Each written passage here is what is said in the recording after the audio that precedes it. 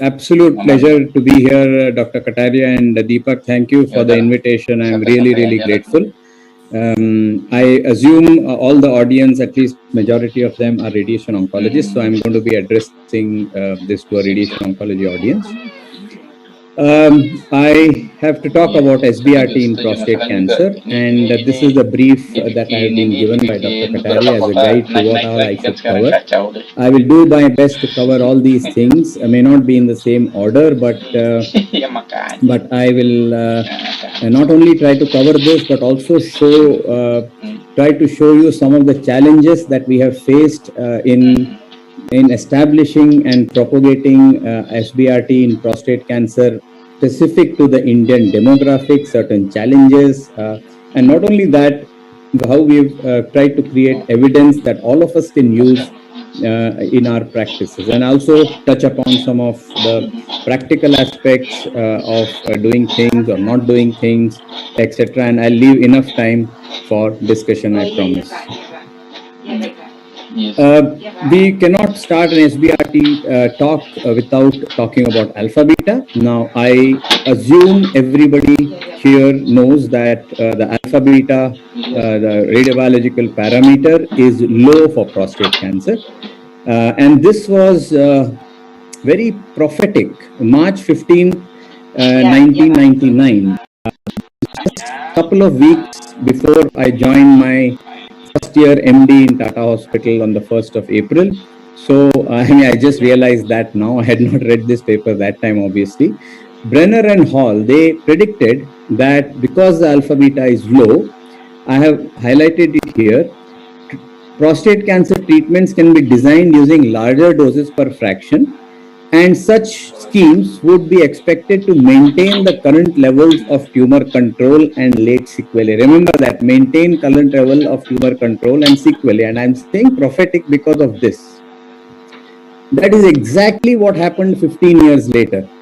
The CHIP trial, which showed us in a randomized fashion nearly over 3,000 patients comparing conventional fractionation to moderately hypofractionated radiotherapy. They wanted to show similar outcomes. So this is a non-inferiority trial, less than 7% reduction in local control and similar toxicity. That was the hypothesis, and that is exactly that was proven 15 years later. Outcomes were same between 74 gray and 60 gray, which were equi-effective doses, and toxicities were, the magnitude of toxicities were similar. Both GU acute was slightly, GI acute was slightly higher, but you can see here this is the grade 2 toxicity, very similar in between normofractionated and hypofractionated. But we as a community really we love to move on, don't we? We love our technology, we love our machines, and this is a very popular meme doing the rounds in the social media, very appropriate for this day and age. So we've kind of established the world. We means I'm saying the radonc world, not us. Moderate hypofractionation. Now we need to move on. That's what we think, and let's see if it is the right decision or not. SBRT is a dose per fraction that is generally considered more than 5 gray per fraction. And the idea is to improve therapeutic ratio, shorter course of treatment. It is more convenient to patients. It is cost effective. Well, is it? That is something that we are also studying. Clearly, from a patient perspective, they have to travel less. They have to stay in cities like Delhi and Mumbai for a shorter time. And in a very, very busy department like us, we get buy one, get one free. So our buy one, get 3 free, because we treat in 5 fractions, what would have been treated in 25 fractions. So that's a very, very useful thing in a busy department. Before I jump in any further, I'd like to show some statistics of how we perceive hypofractionation and SBRT in India. This was a survey that we conducted, and Dr. Kataria was very much part of this a couple of years back. We looked at 100 radiation oncologists in India who we know treat prostate cancer with some interest. 15 of them already said about 2.5, 3 years back that 15% reported using SBRT already. Low, but I think promising. And 5 centers reported that they use SBRT for more than 50% of their patients, and one of them was ours. So, what were the reasons why people were not doing hypofractionation? This is slightly concerning. Almost of all the people who said they were not doing, about half said they are not equipped. Something that we can debate about. And the others, a quarter said that hypofractionation, this is moderate hypofractionation, remember, causes more toxicity. I showed you from CHIP that it doesn't. And about 30% said that they were not convinced that it was better or equal to conventional. I showed you from a 3,000 patient trial that it is. So it's really time for people to move on to moderate for surely. But SBRT, I think if I stick my neck out and say, maybe in 10 years, SBRT will probably be the standard of care for all prostates. Now, I'd really like to touch upon a little bit about the biological rationale. I know you are aware of the low alpha beta ratio of 1.5 to 1.8. So I asked my residents, so what? So what happens if it is low? Now, I'd like to just demonstrate that as a little bit of a teaching here. So these are examples of three normal fractionations that we use. We know they are equi-effective dose: 74 in 37, 2 gray, 60 in 20, and 36.25 in 5 is the SBRT fractionation. Now, remember, the rectal alpha beta is assumed to be 3. And with that alpha beta, the BED for conventional fractionation is for rectum is 123, 120, and 106 for SBRT. Now, the magic starts to happen when you start reducing the prostate BED. Assume that it was like head and neck, 10 for a minute. The BED for prostate would be 89 with this, 78 with this, and a pathetic 62 gray for SBRT. So clearly it won't work. But if you reduce the alpha beta to 2 or 1.5, that is when the BED starts to increase. And as we see here, look at the difference, the therapeutic ratio that increases. This is why we say the therapeutic ratio increases. The prostate BED, the rectal BED reduces, whereas the prostate BED increases as you reduce the alpha beta. And that is where the chance of an increased therapeutic ratio and a ability to deliver a higher dose to the prostate. Okay, I must thank my colleague Dr. Priyamvada for getting this out from the literature. I had not seen this. SBRT is not new. It started in the UK almost 3 decades ago. You can see here, this is the data published in Urology in 1990. 6 fractions, 6 gray over 3 weeks. From 1962 to 84, and they said that it looks that excellent results were there, and this was probably even 2D RT. So it started a long time ago. That was the historical perspective. Now the first trials really started coming out in the mid 2000s. So 2007, this is a trial called SHARP. They treated 33.5 gray in 5 fractions. The first trial published, 40 patients only, reasonably good toxicity. You can see here the patient is lying prone. These were the days of step and shoot IMRT. We do not use that very often. Most of you would be familiar with rotational IMRT. I have kept this table to show you that the patients were treated with 6 fields, and you can see a couch angle. So this is essentially non-coplanar field. So just a historical perspective again. But the real data started coming in just later this decade, and the first large publication was from 8 institutions. This work was led by Dr. Christopher King from UCLA, 2013, and this really showed the world that look, 1,100 patients have been treated with 36.25 gray in 5 fractions. Most of them are low intermediate risk, very few high risk, a median follow-up of 36 months, not very, but 1,100 patients were already treated around the world in 8 institutions. Excellent results here, comparable to historical series of similar patients. So it gave confidence that we can go ahead.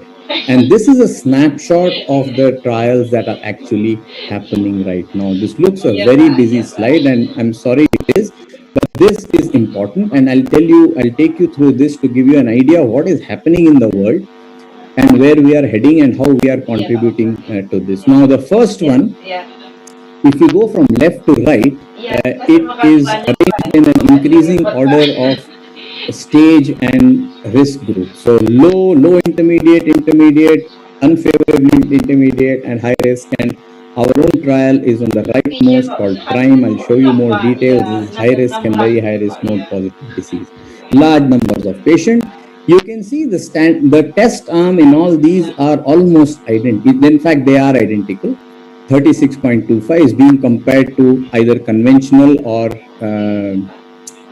moderately hypofractionated regimens.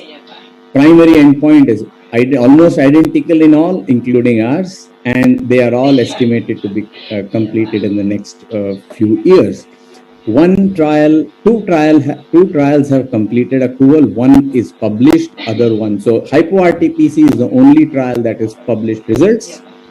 PACE B, I'll show you, have published acute toxicity. Rest all are enrolling, including ours.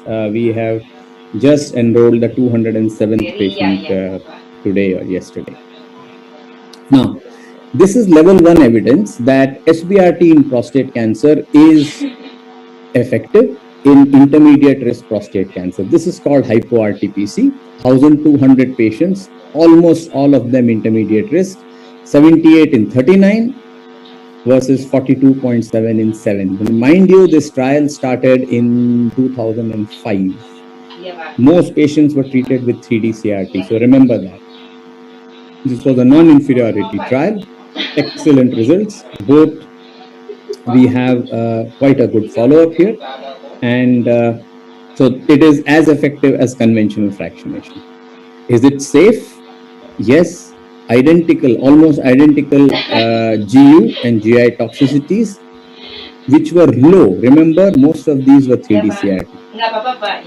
Toxicity and quality of life in both arms, the quality of life worsened slightly at the end of treatment, which is what we see, and it came down to baseline and remained there after that. So level 1 evidence that it is effective and it is safe. This is the only other trial that has been published. It is called PACE B. This is led by my former colleague and friend Nicholas Van As at the Royal Marsden Hospital. They are comparing nearly 900 patients, 78 in 39 versus 36.25 in 5. And they have only published early toxicity. You can see here toxicities are pretty similar. So what you should remember is, although the grade 2 toxicities are similar, the SBRT toxicity comes slightly early. It comes at about 2 to 3 weeks, which is an important practice point as compared to moderately hypofractionated, which comes to 4 to 5 weeks. So this is a practice point because the patient should be called back at about 2 to 3 weeks to review in the OPD the toxicities. Okay, but this is all intermediate risk, low risk. We really don't see, I'm sure you see more low risk patients, intermediate in Medanta because of the different patient profile. We really don't see it as a group in India. So we see high risk, we see T3, T4, very common, we see node positive, and see our surgeons love to do TERPs. So we see a lot of patients who had TERPs. So is SBRT feasible in these patients? Importantly, do we need to treat the pelvis in SBRT? Now, I must show this to you about treating the pelvis. This is not SBRT, this is moderate hypofractionation. Most of you would be aware of this recent publication in the JCO. This is called POP-RT trial, proving that pelvic radiotherapy is essential while treating high-risk prostate cancer. We'll come to SBRT in a minute. So this trial design was like this. 224 patients were randomized to prostate only or pelvic radiotherapy. All received ADT for 24 months, and all of them had a lymph node risk of more than 20%. We found a large and significant difference in the outcomes, primary endpoint of biochemical failure-free survival and disease-free survival and metastasis-free survival by treating the whole pelvis in node-negative high-risk prostate cancer. There is no difference in overall survival yet, but hopefully in the next 3 or 4 years that will also change. So this sets the ground that high-risk patients need pelvic RT. But what about SBRT? Do we need to do that in SBRT as well? So people have addressed this question, not in a randomized manner, but our Canadian colleagues looked at 2 trials of SBRT. See, one was called P-HEART and other is called Saturn. One treated ENI, elective nodes, and one did not. Both of them had 30 patients. All of them received 40 in 5 and with or without 25 in 5 to the pelvis. And you see here on the right, if there was no ENI, the failure started to happen. So it does appear that even if you do SBRT, you need to treat the pelvis. But the pelvic story in SBRT actually had a rather tumultuous start, if I may say so, a rough start. This is a trial called FASTER, again Canadian. They treated 40 in 5 to the prostate and 25 in 5 to the pelvis. And a whole lot of things went wrong with the study. Grade 3 toxicity due 26% to 30% 6 months toxicity, and the trial had to be terminated because of this high toxicity. A lot of things went wrong. While that was happening, we had also started treating patients with high risk. This was not in a trial, in our own practice. So we published this about 2-3 years ago. 68 patients at that time. This was the largest data of high risk patients. Most of them all of them received 35 to 37.5 Gray in 5 fractions along with some ADT. And we very, very gratifyingly found that the toxicity was not like FASTER. So we were worried. Many of them did receive pelvic radiotherapy as well. So you can see here under 5% grade 2 toxicity, late toxicities. This is high-risk patients, and very few patients had grade 3 toxicity. So it is possible to treat SBRT and pelvis. So this is the other study from Calcutta, Indranil's paper called the SHORT. This is a prospective study, so better data. 30 patients, small study. All of them received 35 in 5, but they treated once weekly. And I'll talk about weekly versus daily later. A majority of them, 2/3 of them received pelvis also, and you can see the toxicity is quite low here, grade 2, 0, 2 patients, etc. So again, proving again from the second data in India that yes, you can treat high risk, yes, you can treat pelvis, and yes, the toxicity can be low. So what went wrong with the FASTER study?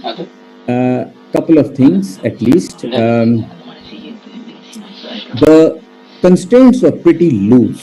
I don't know for what reason, V35 less than 30, V of a rectum less than 20, we are at, and this other study, Saturn, had much tighter constraints and it didn't have problems. Our constraints much tighter, V35 less than 3%. So we really push our physicists to have tight constraints, and so the low toxicity. So you can see what went wrong: poor constraint, poor choice of dose, probably larger margins. So a whole lot of things went wrong in the initial part. The most recent data, and again this is by chance, called SHARP, which was the first trial. This was led by Dr. Amar Kishan. We were lucky to be part of this, and my research fellow Tejashree helped me with this data.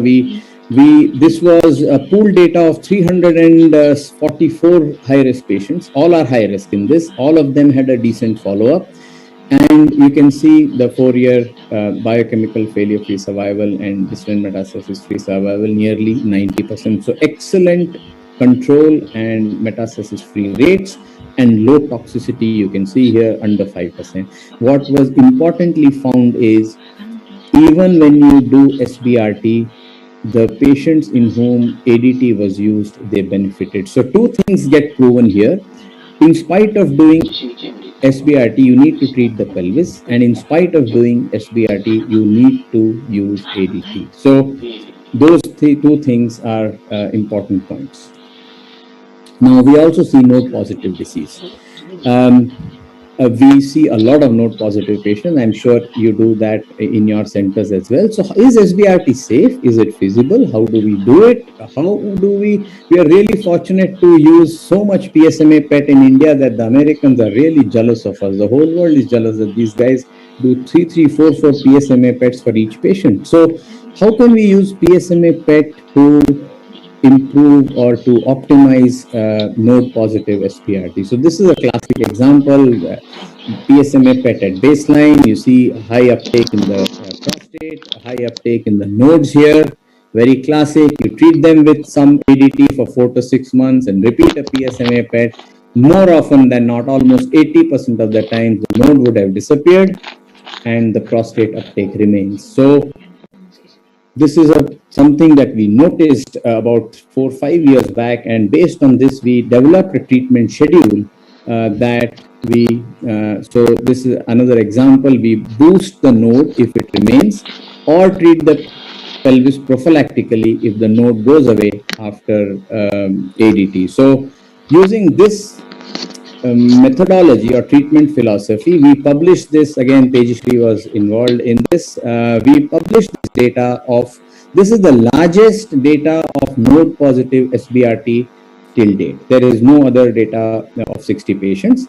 All of them had ADT at diagnosis for about average of 6 months. We repeated a PSMA and then did SBRT to the prostate and to the pelvis with or without a boost if the node was present. And pelvis got 25 in 5, prostate got 35 to 36.25 in 5, and the node, if it was present, got anywhere between 30 to 35 gray in 5 fractions. That's SID. What did we find? Median follow-up was quite good of 30 months. We have reasonably good outcomes here. These are node positive, remember. Many of them will fail biochemically, but overall survival is about 90%. Toxicity, importantly, was low. You can see here grade 2 acute is about, GUGI is about 5 to 7%, and late is about 3 to 5%, which is very much in line with what is seen in the international literature. Two interesting findings we had in this node positive patients treated with SBRT. A cohort of patients had surgical orchidectomy, others had ADT, medical castration. Those who had longer castration did better. So orchidectomy seems to have, again, hypothesis generating, it seems that you need longer ADT for node positive. And those in whom we treated with a PET-based nodal boost seemed to do better. That is the top line. So interesting data there that you can actually boost and they'll do well if you do that. Now, the other problem that we have in our country is TERPs. So it's so common to see. From the POP-RT data and our currently ongoing studies, we know that about 25% of the patients who undergo radiotherapy, radical RT, have a TERP before. So can SBRT be done in these patients? So to look at this information, we this work was done by my erstwhile my registrar and now consultant here with us, Shweta. So we looked at 100 patients. 50 of them had a TERP, 50 of them did not have a TERP, and all of them had SBRT to the prostate. We matched them for a couple of factors like diabetes and the volume of radiotherapy. And what we found was we only looked at the GU toxicity. Those who did not had a TERP seemed to have a modest increase in urinary toxicity. This was not statistically significant, but it nonetheless increased. The late toxicity occurred sooner in patients who had a TERP, 10 months as compared to 16 months. So there is some effect of TURP when you are doing SBRT. What we also realized was there has to be caution while treating with SBRT, especially if the TERP has been within 6 months of RT. Patients with multiple TERPs, better not to do it, please avoid it. And we started, after we looked at our own data, we started rigorously evaluating patients for pre-existing strictures, because many of them already have existing problems, and you go ahead and do an RT and and then it is all blamed on the radiation. So we have to evaluate them before RT, whether they have any strictures, and I'll show you some methods by which you can do that. Many of these questions about SBRT in high risk is going to be answered probably in the next 4 or 5 or 6 years by this trial that is being ongoing right now. This we are doing in conjunction with our colleagues at TMC Kolkata. This is called PRIME trial. I showed you in the first table. This is a prospective randomized trial with a non-inferiority design in patients who have high risk and or node positive prostate cancer. Standard arm is 68 in 25, which was our standard arm in POP-RT, and we treat the pelvis now after the results of POP-RT trial. And the experimental arm is 36.25, SBRT and pelvis as well. So 5-year biochemical failure-free survival is the endpoint, and we are at about 207 months. So this will answer a lot of questions. Coming to some practical aspects. I think simulation is probably the most important time one has to focus at to make sure that SBRT is a success. We don't use a lot of things. You may or may not be using it. We don't use Orfix, we don't use backlocks, we don't use gold markers, we don't use balloons, we don't use spacers or IV contrast routinely. But what we do use is, and this I'm talking only for SBRT, we ensure a strict bladder protocol of moderately full bladder, although it's a different matter that we are now trying to do it in empty bladder, but I'll leave that for another day. We make sure that the rectum has no gas. So we give a patient an information sheet about the kind of diet that they should take. What does it mean by low residue or low fiber diet? Many of them don't understand. So we've written down a list of stuff. We make sure they are comfortable. If the AC is too cold, we make sure that they are warm, and we make sure that they are relaxed, and they just use a knee rest and do use the CT MR fusion. So each of these things that we don't use, we can argue about it, discuss about it, but that is what we do. IPSS, or International Prostate Symptom Score, is a score that we routinely use and rigorously use before every simulation. This, if you are not using, I urge you to not only use this in SBRT, but all your prostate cancer patients. It has got 7 questions about their urinary function, and it can be in a easy way divided into FUN and PISS, FUNPISS. So it's a very easy way to remember whether this is irritative symptoms or obstructive symptoms. And it is important to understand that and address those problems before starting RT, because it's very easy to blame radiotherapy afterwards for every pre-existing problem. So make sure you use IPSS in all your it's a little tricky to ask these questions to patients. Half the time the problem is there, or more than half, or less than half, or less than one in 5 times. But over a period of time, you do develop the skill to do it. If you are not aware of this, SBRT contouring is no different from IGRT or IMRT or any other prostate contouring. And please look at these guidelines. ISTRO-ACROP published a couple of years back. It gives very nice tricks and tips about how to contour. So I'm not going to touch upon that. One easy or rather one important point is identifying the apex, which is, I find, the most difficult part for most of my residents. They struggle, and they make the prostate, and it kind of extends down like a funnel, but that is not the case. The apex has to be correctly identified. If you can't do it, the easy way to is find the penile bulb and just go about half to 1 centimeter above that and stop your prostatic contour. So that is one way to do it. Other way to do it is look at an MRI, CT MRI fusion. This is full of pitfalls, but you have to get it. Again, it's not as easy as using a head and neck or a brain CT-MR. It's a little bit tricky here. You can see the apex so beautifully on the MR here. You can see the prostatic apex. You can clearly not see it here. And when you fuse it, you can beautifully use it estimating that accurately. It's particularly important for SBRT to get your volumes right. It may be well contoured. You can see here on the MR, you can see beautifully the volume, but when you fuse it with the CT, sometimes what happens is it doesn't fuse on every size, and I would call that an inappropriate contouring.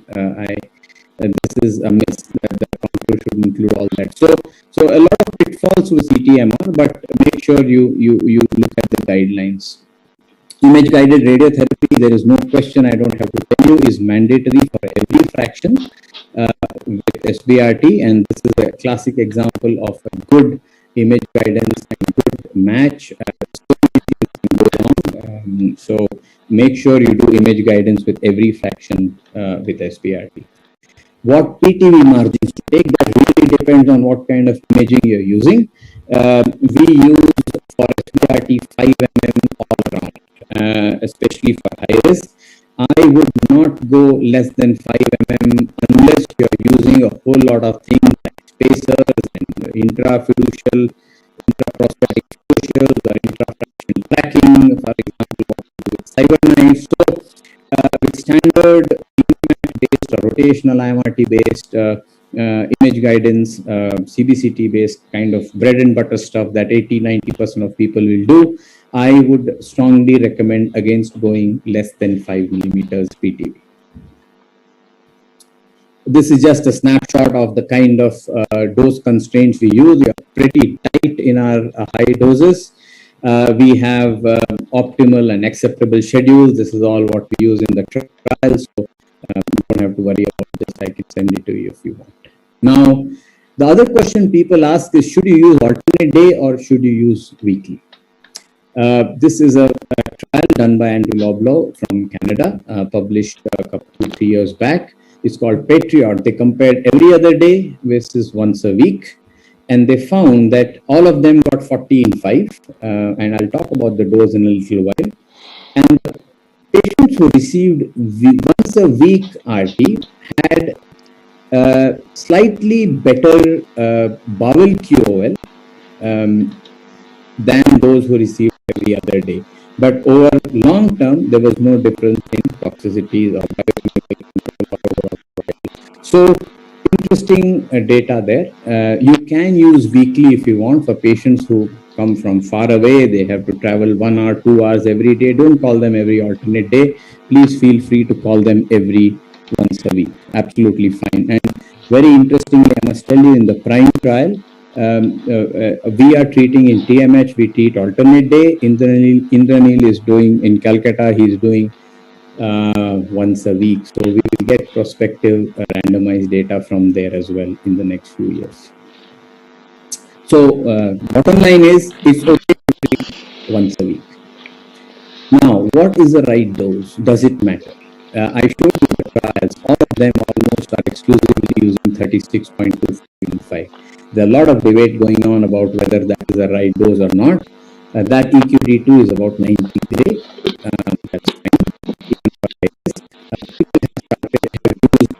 A lot of people now believe 8 in 5 is probably the right dose. And MSKCC, as usual, have escalated it to 9 times 5. So that is 45. So how do we look at it? This dose escalation study from MSKCC from Zelensky.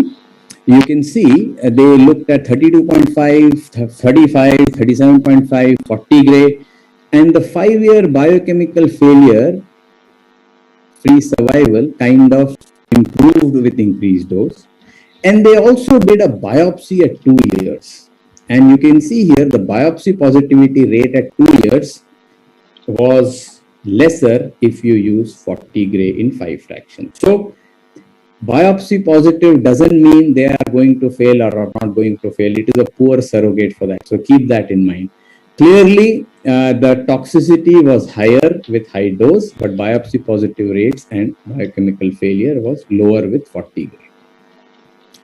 They also looked at the PSA Nadir values in 2 trials that have P-Heart 3 and P-Heart 6, 35 in 5 in one trial, 40 in 5 in another trial. You can see PSA goes lower when you do the higher dose. So PSA nadir is better.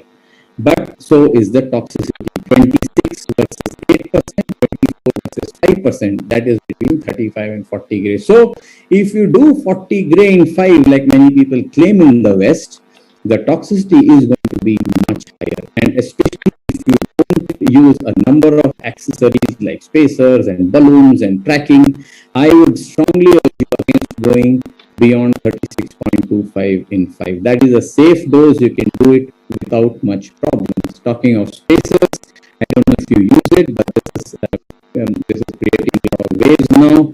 It's a polyethylene glycol that is inserted between the rectum and the prostate to create a space like that. And there's actually a randomized trial that said that if you use a spacer, the dosimetric parameters are better. You don't need a randomized trial to tell you. I can tell that without even a trial. Of course, it is going to be better.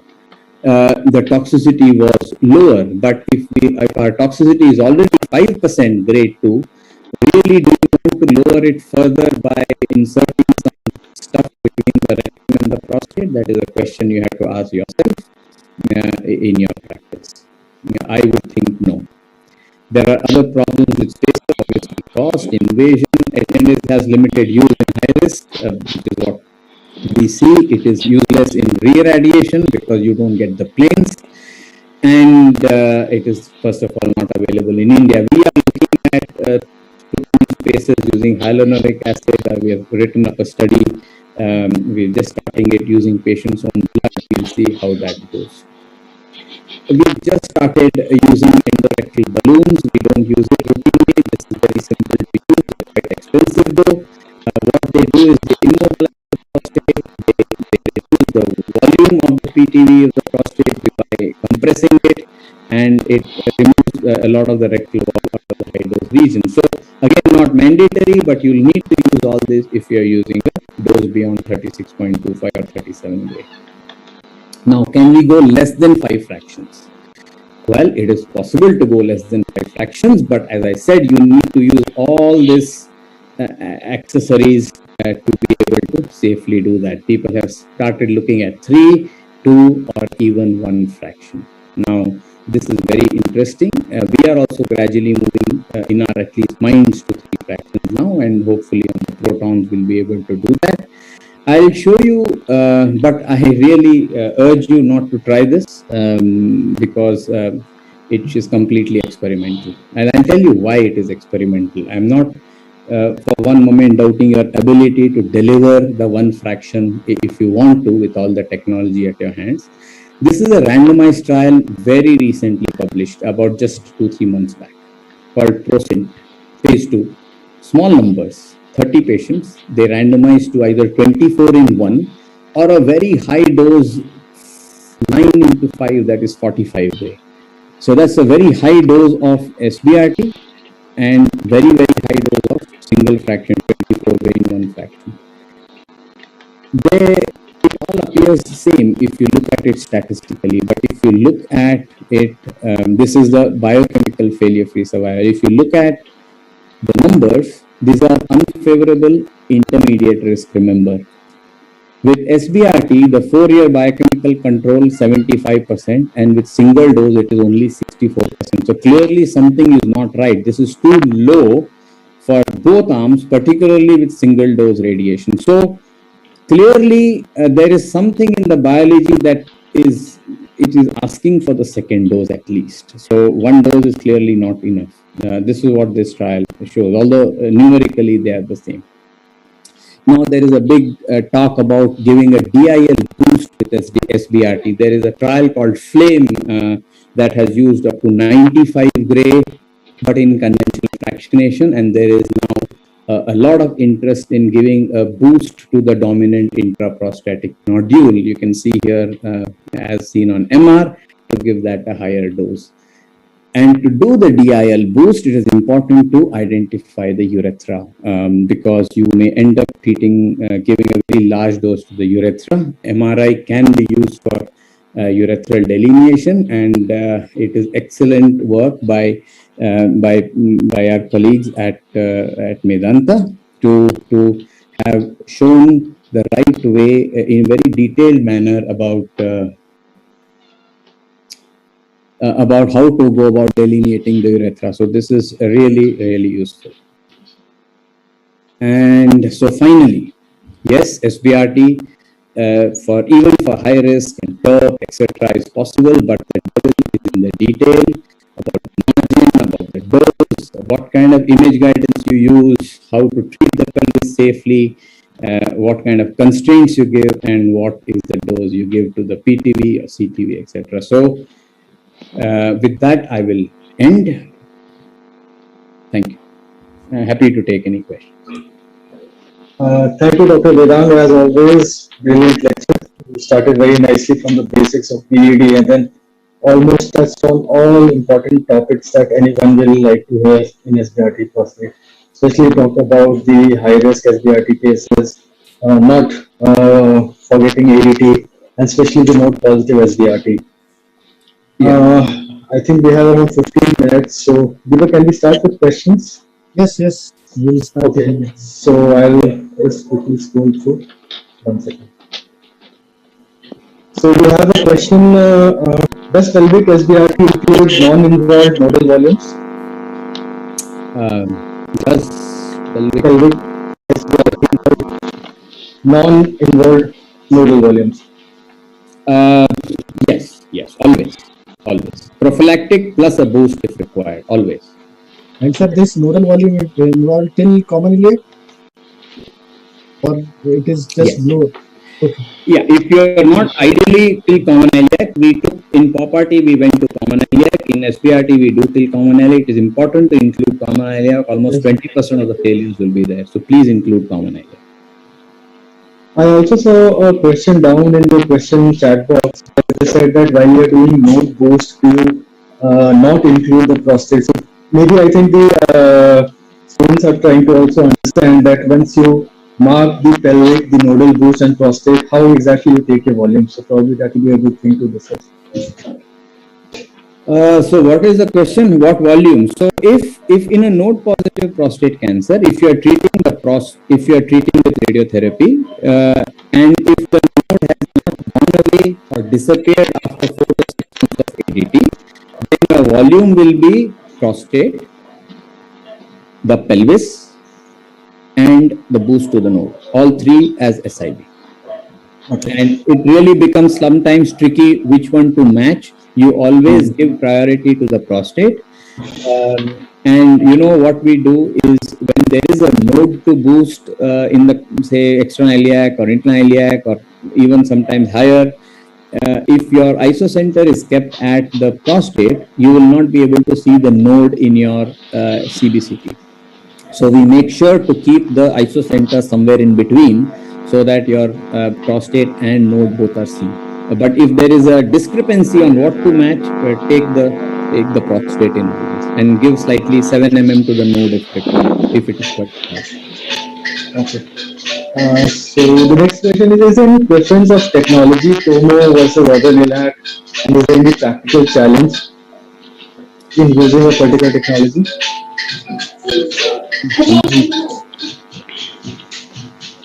Could you get that? Yeah.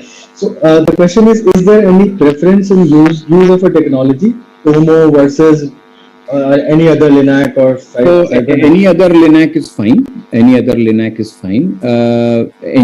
is fine which has got good image guidance. We do Trilogy, any kind of LINAC, but imaging CBCT has to be reasonably good quality. We actually started on TOMO 5, 6, 7 years back. We didn't have TrueBeam at that time, and the problem with that is because of the dose rate and the time taken. It takes almost 7-8 minutes to deliver the dose. So I would recommend not to use on TOMO because of the time taken, and there is no intra-fraction motion man. I think there was a similar question related to this, that what is the practical time that you take when you treat on your platform, and is there any role of deformation in the prostate, and has this to be taken care of? So on our platform, on a true beam, we always use filter free triple F using 10 NV and 2400 dose rate. So the highest possible on RT, and we just take a minute or so for each arc, and ideally there are 2 arcs. So basically it's just 2 minutes, and we do not use. So, but it is not required to do that on a non-filter free or a FF double F. On a normal 800 or 1000 dose rate, MU dose rate, you can do it in about 2.5-3 minutes. So it's really not required. And as I said, with the 5 mm margin, you are really safe. And will there be any role of doing a repeat intrafraction, again image guidance check of the setup if the time is more? If you are, yes. So when we were treating on Tomo, we had divided each fraction of 7 gray into 3.5 each, and we do 3.5, do an imaging, and then adjust if required and treat again. So yes, if you're using more than 4-5 minutes, it would be worth doing an intrafraction scan if you don't have tracking. Right. And you already mentioned that fiducial is not mandatory. If you have a good extra volume imaging, KBCT, then definitely we can do that. I mean, if you are not using CBCT and you want to only do tracking or matching with fiducials, then it is fine. If you don't have CBCT, then you will have to put in fiducial, but that is extra cost, extra invasive procedure, so we avoid. There's an interesting question. Is there any significance of prostate volume in CC for selection of SBRT, like surgeons do? What do surgeons do? Like they always label prostate in volumes. So does volume also is important for us for selecting cases? I think on its own it is not. On its own it is not.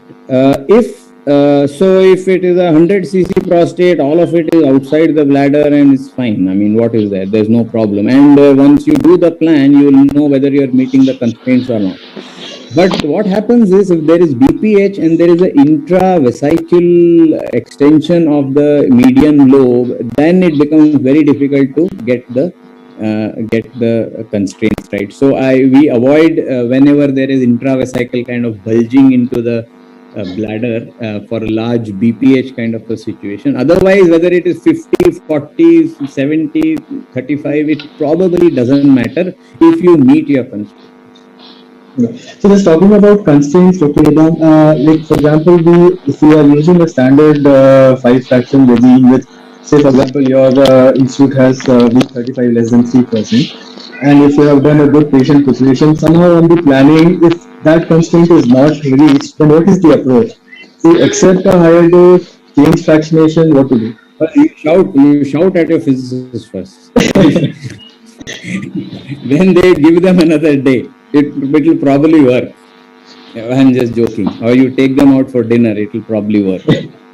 But no, if everything is right and it's not happening, you should look at why it is not happening. First is there is some abnormal anatomy. The most important is the bladder is not full enough. If the urinary constraints are not matching. So if you do on a empty-ish bladder, 150 cc bladder, and then you want to, it may not happen. So that is one of the problems. Or you check sometimes your contour. If you see your contour the CTV would go a little bit into the rectal contour. There will be overlap. It would have gone in and we would have paid attention. You understand what I'm saying? Well, so and then or the PTV would have been taken in a slightly maybe 7 mm or something would have happened on the way we have contoured or the way we have done an overlap volume or etc. So if that also everything is fine, then I think it would be fair to reduce the dose to say 35 gray instead of 36 or 37 gray, and that will do the job. If nothing is working, and then just go regular fractionation. And any role of changing from 5 to 7 fraction? Any role of? Changing from 5 fraction to 7 fraction? Why not? Of course, change it. If you are starting off not confident, please go to 7 fractions. The hypo RTPC was 42.5 gray in 7 fractions. Absolutely. Right. There is no such rule that it has to be 5 fractions. So it's fine. Fair enough. Next question is role of SBRT in oligoprogression in prostate metastatic cases. Role So of in oligo. Sorry, what is that? progression in prostate metastatic cases. So I'm not sure whether they are asking about. I hope they are asking about the prostate per se, not the Yeah. metastatic side. So let me give you an example. A patient has had radiotherapy some years back, and patient has had a biochemical failure. Now, say 4 years later, PSA is about 4, and you do a PET scan. There is a met in the pelvic bone. Is that about right? I think the question has not been, maybe about the metastatic site as SPRT or the Yeah, prostate. oligo the progression or oligometastatic prostate can. If there is a metastasis like this in the pelvis, there is a definite role of SBRT in this, and the idea is not just to ablate that met. That of course SBRT will do, but the real idea in this particular example that I gave you was answered by a trial called STOMP by PTOS from Germany. What they did, there's a small study. They treated such patients that I said 2 or 3 or 4 METs after RT or surgery, and they treated those and they avoided ADT. So you can avoid starting it. Normally you would start them on ADT. So you avoid ADT for as long as possible. So ADT survival is a very poor endpoint but very useful one for patients. If you can avoid ADT for a year or two by giving SPRT, that is where the role is. I hope that answers the question. Next question. I think we did touch upon this. What is your take on single fraction SABR, and what happens to what happens to hydrogel spacer over 2 to 5 weeks? I don't know. I have not used it, but I believe it kind of about 5 to 7 weeks later it dissipates. Certainly, the hyaluronic acid disappears. I'm not sure about the space OAR polyethylene glycol. I'm not sure. So there's a question from Dr. Sham. Is there any experience or would you like to comment upon MR PET guided boost in SBRT? The dominant module. Well, if you got MR PET guidance, then you can do whatever you want, I guess. I don't know. I don't have any experience. I don't know what exactly is the question actually. So I think it was about the dominant prosthetic nodule boost. Oh, dominant boost. Yes, we have. I think that's what Shah wanted to ask. Oh, okay. I thought MR PET MR. So yes. So yes, it's a very exciting field right now. We are doing a lot of work on this. My colleague Priyamvada has just submitted a large project for funding for this. So clearly, we need to increase the dose in prostate cancer to some areas, and we are actually I don't know my former senior registrar Ajay Shashidharan in Kerala right now. We published a paper that looked at what SUV max of the PSMA PET corresponds with the volume of on MRI. Look it up. Very interesting. I cannot give all the details right now, lack of time. So interesting area. Nobody has done work. We are just starting to do something, but I think I foresee a day, maybe sometime in the future, where we will just do a PSMA PET based workflow for contouring. Have a CT or a MR. 10 years from now. So next question, I think you have already answered part of it. Does large prostate volume related to BPH is a contraindication? And is there any soft cutoff for rectal length in the field of prostate volume? Rectal length, no, I don't think so. One thing you should definitely do is when you are contouring the rectum, make sure you are always contouring in all your patients in a standard manner. And that starts from the sigmoid at top to exactly at the last slice will be the bottom of ischial tuberosity. So that is the standard way of contouring, because some people draw till anal verge, some people draw something else, some people stop. Many of my residents believe that rectum starts 4 centimeters from the anal verge, so they start it from that point, and their half the prostate is already finished. So I have to keep on reiterate. So it's actually anorectum. Remember, it is anorectum, it is not the rectum. So draw it properly, and that probably should do that. So there's the next question on neoadjuvant. How long do you suggest neoadjuvant ADT before moderate hypofractionation with some moderate? Very, very interesting. This is for high risk or intermediate risk, or doesn't? It doesn't mention otherwise. It's just before moderate hypofractionation. So a very interesting question because of very recent data that has come out in a meta-analysis of 2 trials very recently. In general, if you are giving for high risk and you have to give for 2 years, we generally give it for about 3 months. There is no specific reason to do that, mainly because you give one injection and patient settles down with their injection, ADT, some side effects, and then they are much better ready for the RT, number one. But if you want to do it in 6 weeks, that is also fine if you are giving it for 2 to 3 years. If you are giving it for 6 months, that is the intermediate risk, there is very recent data that giving concurrent and adjuvant is better than giving neoadjuvant and concurrent. The reason for this is not well known. This is very new data. I don't know whether you should do anything about it in your practice, but that is just very recent. But to answer that question, I think anywhere from 6 weeks, 1 month is fine. 1 month to 2 months is an ideal time to start the RT. In fact, there's a question just after that if we prescribe ADT for 3 months, there's a chance that we lose the patient. Can we reduce it to 1 to 2 months? Well, we don't lose patients, unfortunately for us, we don't have that problem. But yes, and that is a real world concern, and I appreciate that concern. You can start in 15 days.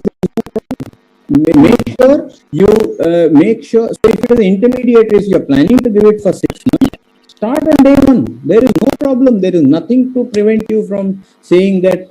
Give concurrent. Concurrent is important, and give the total duration. So if you maintain these 2 things, you're fine. So please start in 2 weeks, 3 weeks, 4 weeks. Absolutely no problem. Prostate really doesn't shrink. We say that to a lot of patients because our waiting lists are there. So we say, oh, ho jayega, ye ho jayega, but finally it really doesn't shrink. It takes 4-6 months to really shrink any amount. There is some dosimetric data that if you wait for 3 months, some V15 of something is better, but I don't think it is practical. Please start as soon as you can. There is no problem. There is a next question. When you spoke about IPSS score, how do you change your management? How do you use IPSS when you plan a patient? Okay, so again, very interesting practical aspect. We first of all assess what the score is. If you are doing SBRT, if the score is anything below 15, please go ahead, don't worry about it. Just ask the patient obviously what the problem is, start on alpha blockers or bladder relaxants, and just go ahead. If the red flag should be any IPSS more than 15 or 18, that time try to find out whether it is a irritative problem or a obstructive problem. If it is obstructive, it is likely that there is a benign lobe or there is a stricture, and try to sort it out before you jump into your radiotherapy. You will thank yourself, your patient will thank yourself, and your urologist will thank you. So make sure you find out what is the cause of this obstruction. You may have to do what is called as a post-void residue ultrasound. So do a post-void. If it is anything more than 100-120 cc, means there's a problem. Either there's a stricture or there's an obstruction. Get a cystoscopy done and sort it out. It may need a TURP, and then if you're doing a TURP, then you have to wait to do SBRT for at least 6 months. So you can go ahead with moderate or conventional fractionation. If it is irritative symptom, you can start on alpha blockers or do some, you can optimize the treatment. That is all you can do actually. So hope that answers. So want to add, sir, do you do a uroflowmetry in all your patients having before starting the SBRT? No. Unless there is a problem. If there, yeah, IPS is a good screening tool. If you find that there is no problem, then you don't do uroflowmetry. If you find that there is a problem and you can't figure out why, uroflowmetry is a very often difficult one to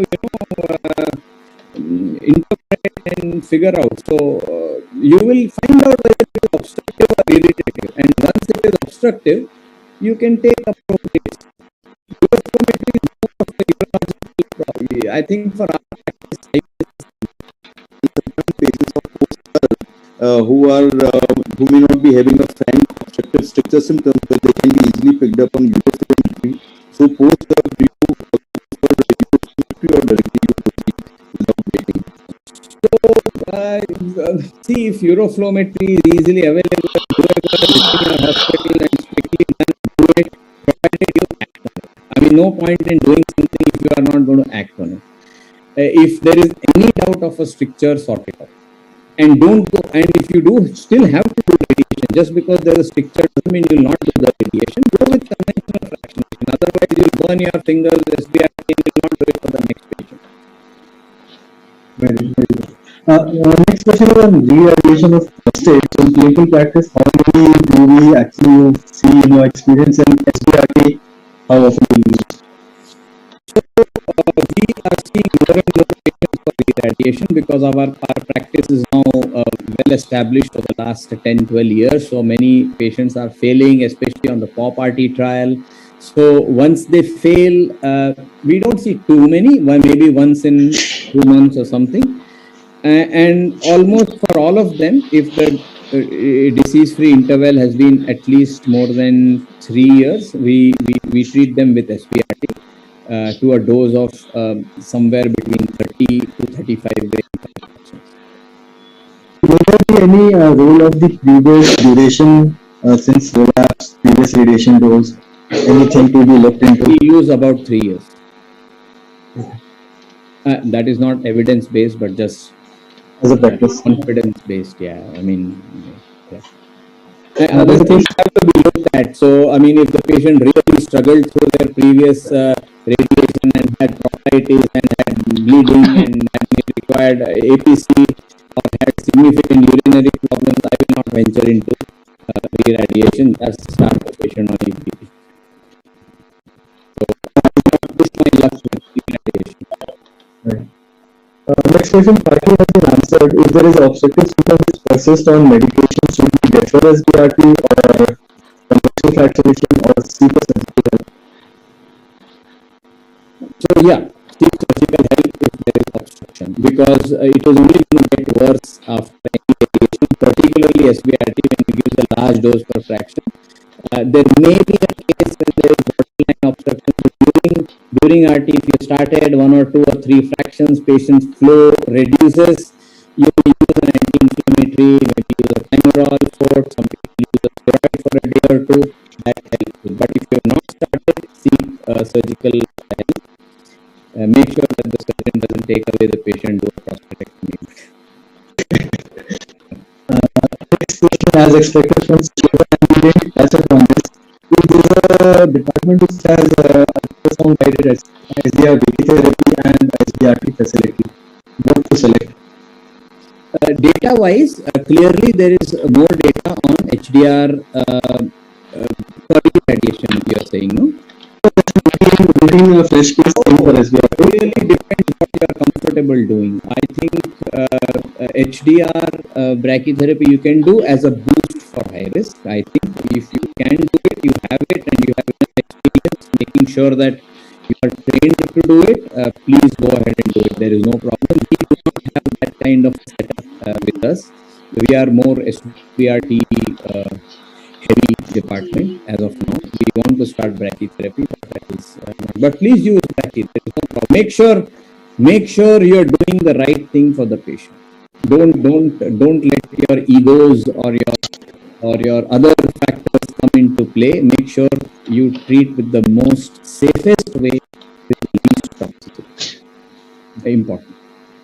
We have come to the last question, which is a personal question from, I should name it or not, I don't know. So why did you choose genetic on the other side? Why did I choose Why didn't choose it? What do you choose? It chose me. After I finished my MD from Tata Hospital in 2002, I went to the Royal Marsden Hospital, and it just happened that I worked there in the academic urology unit with some really big names like Professor Alan Horrich and David Durnley and Chris Parker and Robert Haddart. These are the people who actually produce the evidence today that we read. So I worked there for 4 years, and basically it chose me. And when I came back, I was fortunate enough that my department allowed me to pursue uro-oncology. If my HOD had said, nahi, nahi, you will only do gynae and breast, then it would have been a problem for me.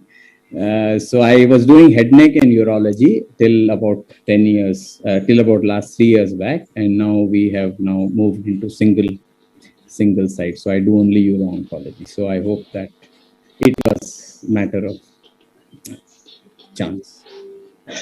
Thank you, sir. So we are lucky that you chose JKV and you had such a good lecture, and we have you now as a pioneer and doing so much great work in JKV. So I think the questions are ended. I'll hand over the dais to the organizers to take it from there. Siddharth Pant has raised his hand.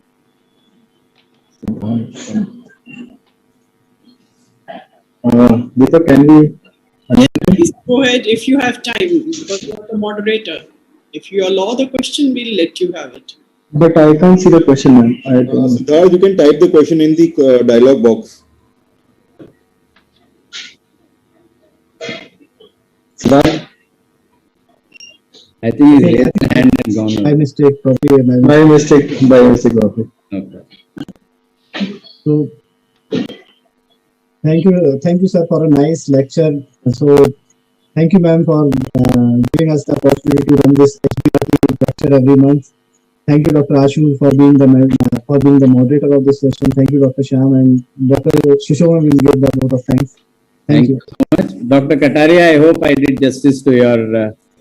Thank you so much. I think you took us through a story of starting with the historical perspective and ending at single fraction with the pitfalls and the challenges that are there in this kind of a high-end treatment that's required of a radiation oncologist. So kudos to you, and thank you so much for joining us. Thank All you. the best. Thank you. Good night. Bye-bye.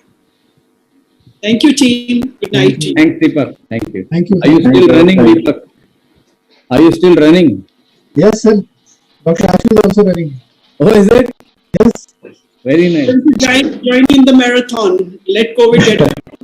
Delhi, next time. Bye. Sure. Thank Bye, you, sir. Bye. Recording stopped.